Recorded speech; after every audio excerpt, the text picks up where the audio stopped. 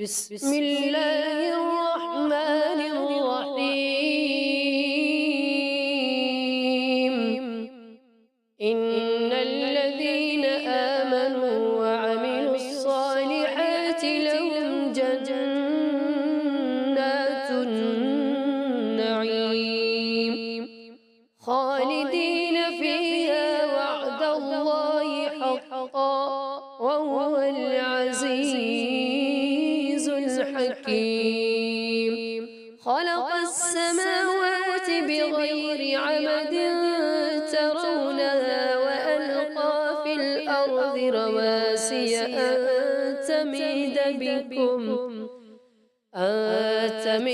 بكم وبث فيها من كل دابة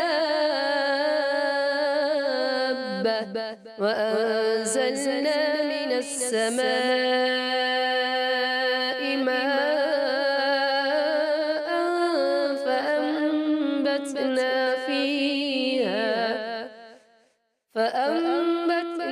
فيها من كل زوج كريم. هذا خلق الله فأروني ماذا خلق الذين من دونه بل الظالمون في ضلال مبين. ولقد آتينا لقمان الحكمة أن اشكر لله ومن يشكر فإنما يشكر لنفسه ومن كفر فإن الله غني حميد.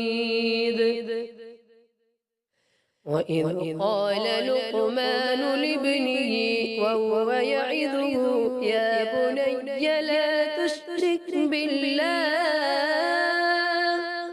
إن الشرك لظلم عظيم.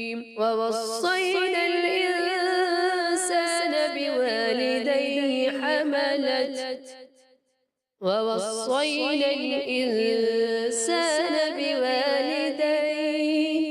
حملته أمه وهنا على وهن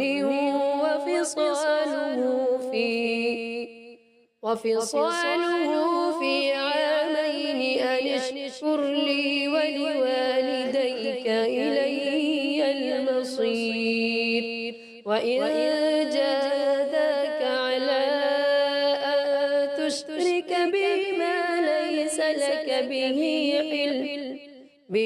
علم فلا تطعهما وصاحبهما في الدنيا معروفا واتبع سبيل من أناب إلي ثم إلي مرجعكم فأنبئكم